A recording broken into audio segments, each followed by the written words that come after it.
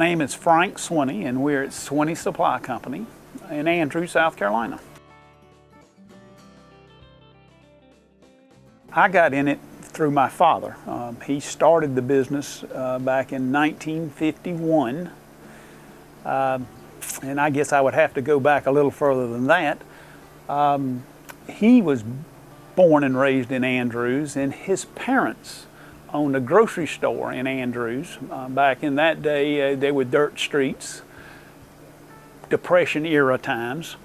Dad wanted no part of the grocery store business, and then when he graduated from high school, he went to Georgia Tech and majored in engineering, went into World War II as a pilot, and once the war was over, went back and finished Georgia Tech in aviational engineering, which was a pre-today NASA organization. Most of those came from Georgia Tech. He didn't follow that pursuit. He went to Alcoa Aluminum and worked in Knoxville, Tennessee, where I was born in 1951. That same year, Oneida Knitting Mills from Oneida, New York, announced they were coming back home or coming to Andrews, South Carolina and locate, and Oneida over the course of time was one of the largest employers in Georgetown County. My grandfather called Dad, so the story goes, and told him that if he ever wanted to come home, now was the time. So Dad came home with the idea of opening up a new type of business at that time, which was a hardware building material combination. Back in that day, they were either hardware stores or dry goods stores or lumber sawmill type operations. There wasn't that combination, but in certain parts of America that was started. So he came again in 1951 following Oneida to Andrews and started this business. Started with just one building and sold cement out of it, and over a course of the years would add one building to another building to another building to where it got so large that he actually built a really nice structure and put all those buildings into the one. I naturally grew up, moved at 1 year old here, worked through high school in this store. In 1969, graduated high school, went to the University of South Carolina, got my degree, came back home here in 1973. We actually moved from the old location, which was in our parking lot today, which is the front of this building, up into the warehouse facility when I graduated. So that was part of me coming home. We actually came in here. And then that summer, married Terry that I'd met in school, and she's come here, and we've worked here ever since. In that day, it was different. I mean, business was different in every regard. It was, in most respects, it was easier. If you had the products, people back in that day didn't have the sources to find the products that they do today. So if you actually had the sources or had the products to sell, though there were possibly a lot of you out there that had those sources and products, it still wasn't as convenient as it is today. Today, everything that is sold, you can find someone else or someone else. So over a course of time, we've changed our format of the way we do business probably dozens of times. It just depends on what the economy is doing or what the needs of the people are, especially if you're in a small rural area. You just have to adjust.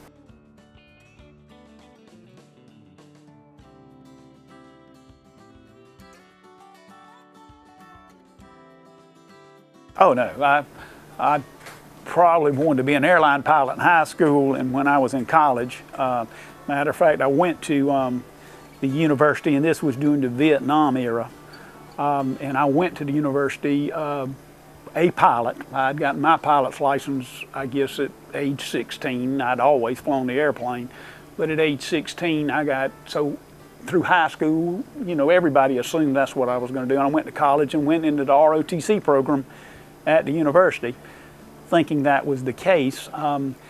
And during my college experience and the way Vietnam went, and with my experiences with the military, that didn't work out. And the truth of the matter, I didn't like to fly anyway. I flew, I'm an opportunist, so I did, but I got airsick and that sort of thing. But very shortly, I guess junior, senior year, I became more and more interested. Most kids that work in a place with their parents would not be interested in pursuing that. You get tired of it. You always get the bad side of it, and you don't see the other side. But my dad and I were extremely close, always have been, even to the day he was died. He was probably the best friend I had. And he was probably one of the major reasons I came back. And he certainly committed to that. When I came, he did make the necessary improvements and gave us an opportunity to grow that otherwise he wouldn't have done, I'm sure. So it was a good partnership. He always went over and beyond what he should do. So I mean, it was a great relationship. So I guess he's the reason I'm here.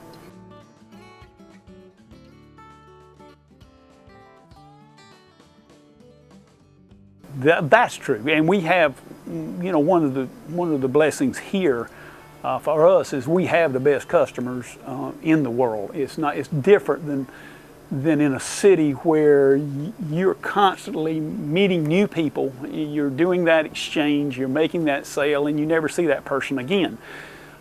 In our relationship with our customers, we will see them again. We know we'll see them again. We'll see the product that we sold them forever. Most of my customers, I dealt with their parents and grandparents, and I hope to build a house for their children. So not only do we see them repeatedly, but we actually have grown within the community and within their needs, changed product lines, changed things that fill a need within the community. Because I mean, let's face it, as bad as we need the community, and we couldn't survive if the next customer didn't come in the door, the community is benefited by our presence as well, because we fulfill a need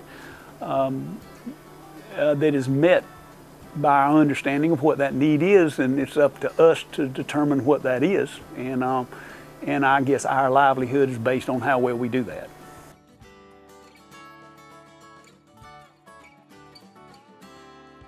The employees probably hasn't changed that much since the beginning. We had probably in the 50s and 60s, we had 8 to 12 employees, and throughout the years it has geared up to probably as many as 14 or 15 employees when we're running 3 and 4 delivery trucks back in the 8 or 10 years ago. And then prior to that, around that Hugo era, when we were running all those roofing shingles up and down the road, we had a little more employees. But approximately 10 to 12 employees is what we run this business with. Now, we're a lot larger today than we were then, and we're able to handle more products, serve more customers, but it's basically technology that's allowed us to do that. I mean, we have forklifts today. When we started this company, there was no forklifts. We used to unload train cars of gravel with a shovel. Now we have front-end loaders. We hand unloaded train cars back in the day, and now we fork unload trucks that drive in, rails not used as much. So it's as times have gotten busier, technology's fulfilled our needs. Employees, about a dozen. Now, we do retain employees, which is something we're extremely proud of. They stay here a long time.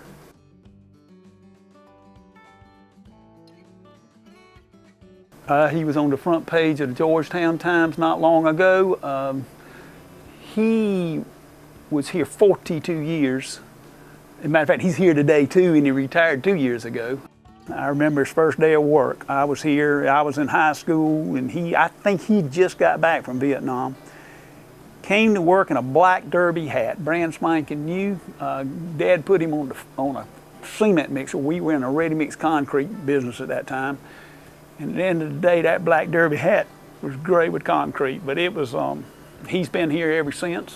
He was our foreman and ran the entire operations of the rear for the last 2 or 3 decades. But just a great guy. But we really blessed with employees. I mean, customers, but employees as well. We've had, I would say the average tenure right now in those 10 or 12 employees is 20 years or better. Change in itself is not necessarily good. And even if change is for the better, if change is too rapid, it can cause failure. So what we have to be extremely mindful of is that people are used to us. They know us, they like the way things are. So if we happen to move our hardware department from the right side of the store to the left side of the store, it inconveniences people. They don't necessarily like that change. So the change that has taken place has been great, but it's been so gradual that the earth hardly knows it. So there's no monumental changes or big changes that have taken place, and it's by design. Extremely important. I believe that the hardest thing in the world to do is start a business. And because you can start a business doesn't mean that you can maintain or run a business. They're two different things, and somebody that can run a successful business can't necessarily start one. My father, who was one of the brightest, most brilliant people in the world, started this business. I couldn't start a business. There's no way in this world I could start a business. It's extremely difficult to do that. By all accounts, I run a business much better than what he did. It was always a major fight for him. He's an engineer by trade. He was designing things. He was building things. He possibly didn't communicate as well. He possibly didn't understand folks as well. We probably wasn't that profitable prior to the 1970s. Everything was put right back into the business in a design sort of fashion. What is kind of unique to us is we made it from one generational transition change to another. That doesn't happen often, not in my lifetime. It doesn't. The businesses in our community that try to experience that transitional change, there are just a very few out of the 2 or 3 dozen businesses that were here when the person that started the business left the business. The people that remained, the business closed. Not that they didn't run it better or smarter or had more advantages and more money. It's just that the change or the things that they implemented didn't work, and they did not see that. And it goes back to the old days of the Overton Mill out here. It was a sawmill, one of the biggest mills around back this is in the 50s. And D.D. Overton opened that mill. His 2 boys was Lewis and Dolphin Overton. Both of those 2 guys were a lot sharper than their daddy. Dolphin was an ace in wings and wheels in Santee, and one of the more brilliant people ever came out of this community. And Lewis, Lord have mercy, he could do anything. I mean, he's just a great guy. But they go in the mill, and because they basically couldn't communicate to the employees and what had happened in the past and one thing and another, the mill didn't last long. And it had all the land, it had all the money, it had all the reputation, it had everything, but it was just the change.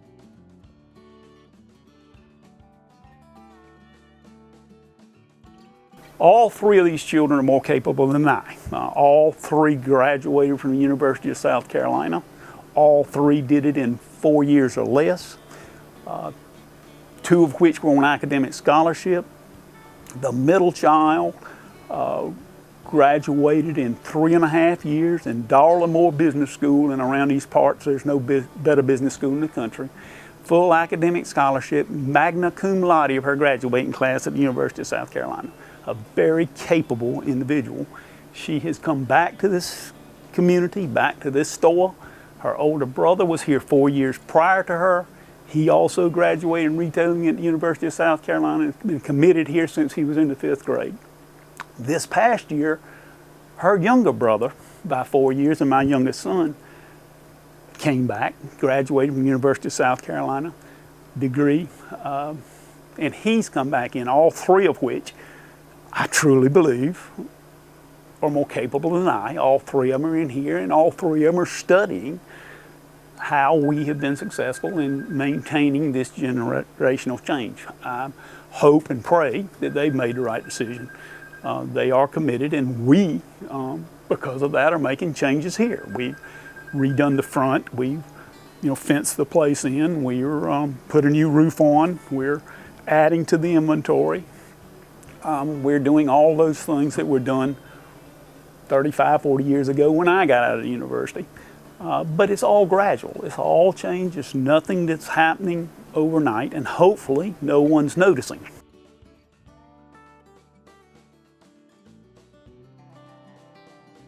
You used to say there were two kind of people. There were hunters and there were farmers. There was those that went out and hunted for their food. They killed it. And those that planted and harvested and grew. We're farmers. I mean, there's no question. We're not aggressive. We don't go out. I don't have any outside salesmen. I've never run an ad in my life. We've been here since 1952 to the present, which is what is 2012 now, and we've not run an ad. So it's word of mouth. It's taking care of somebody. We haven't run a promotion, and we have tried outside sales for very short periods of time, but it never seemed to be our forte. And we travel about 50-mile radius from here, so we cover a large geographic area.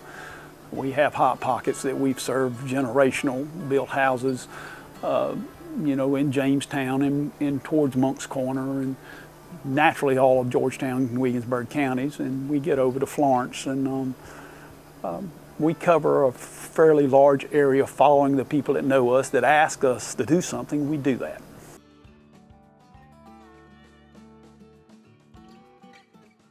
If you want the best, if you want the dead level best thing out there, then, and you buy that for that high price dollar that it is, it's not going to take but a very short period of time before that product now is not new, or matter of fact, it's discontinued. It just, time passes so quickly that you have to change. It's our job to be on the leading edge of what is new, but it's more important for us to know what is good. The only thing that you can sell is the faith that someone has in you to make sure that the transition is an honorable one, that you intend to make a nickel off of him when he came in, you don't intend to make a dime no matter what, and you're not going to give anything away to trick him into coming in to spend the quarter. We try to make a nickel, and that they can count on.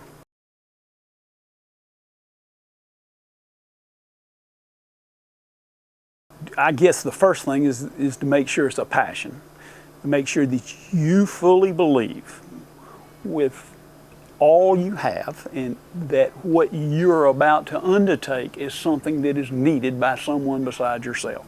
In other words, that you know that is there, and then you have to believe that you can supply that better than what's in the marketplace today. And you have to have vision beyond the present to know where you're going to head tomorrow, because all of those are dead ends. Everything is. If just because you have an idea, if it's not a passion, don't even think about it. You have to be committed. The other thing that I see a lot of people do is these partnership negotiations, and we all throughout our lives have to enter into partnerships with other people to accomplish certain things. We do. But the one thing I've learned through those partnerships is that you should never enter into one that you don't have a stated goal with a stated outcome on a predetermined time frame. Because those three things will just get you as well. You have to know that even if you have to, once you've expired that time frame, you can redo it for another time frame. But a partnership is not a marriage, and it cannot go indefinitely. If you don't have clear stated goals, it's not going to work. And if you don't have a clear purpose, just because, partnerships will ruin a business entity itself, a merger or a partnership. So be careful of two good ideas coming together thinking you're going to do something. A lot of times two good ideas need to stay apart. When Dad came back, he built this single building here. That was the only building here, and he was selling cement out of this building.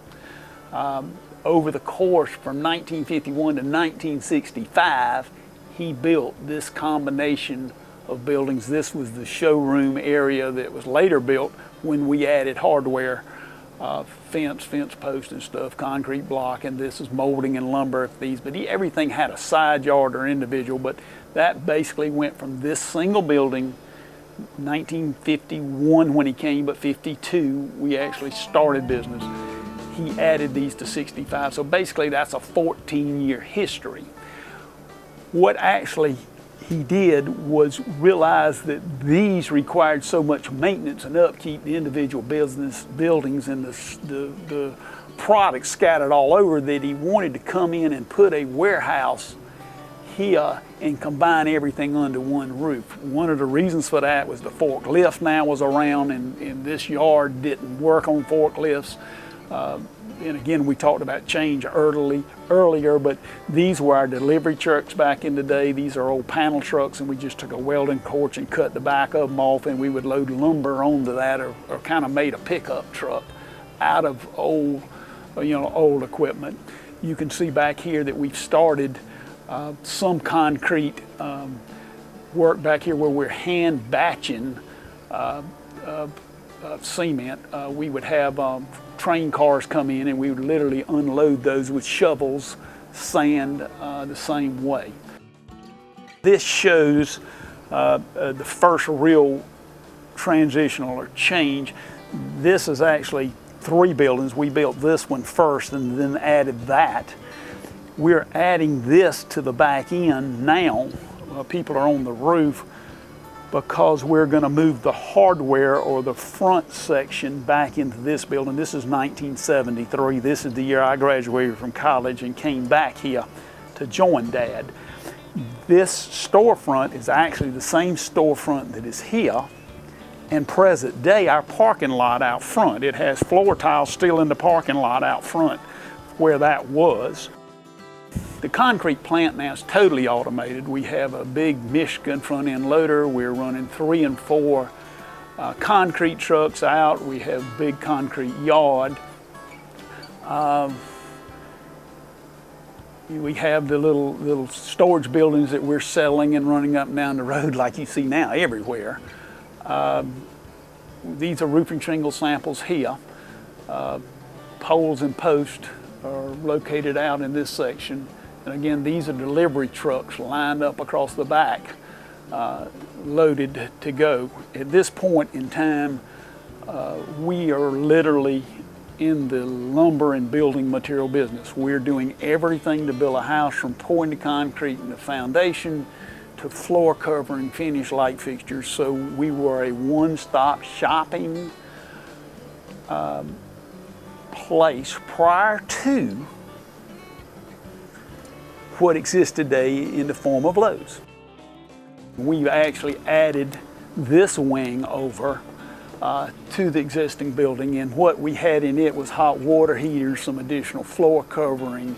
Most of this inventory here was an overflow from the merchandise that was displayed up front.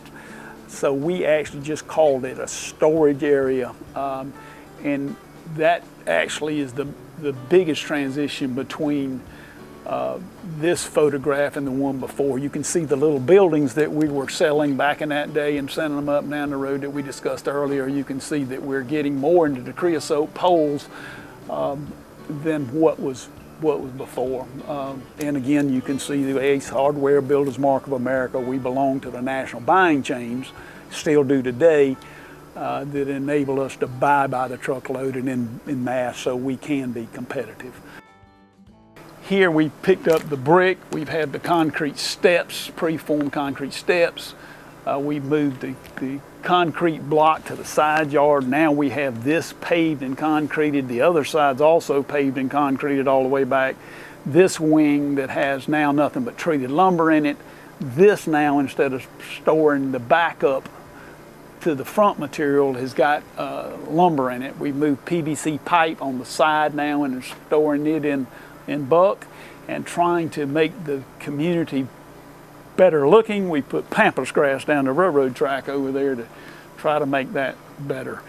Showing the sign of the times. This is a sign that says we sell mobile home supplies, because that has now become a manufacturing homes between these two times became real prevalent in our neck of the woods. I have enjoyed every minute that I've ever been here. If my kids wouldn't be here if they didn't see that in me, I'm sure. I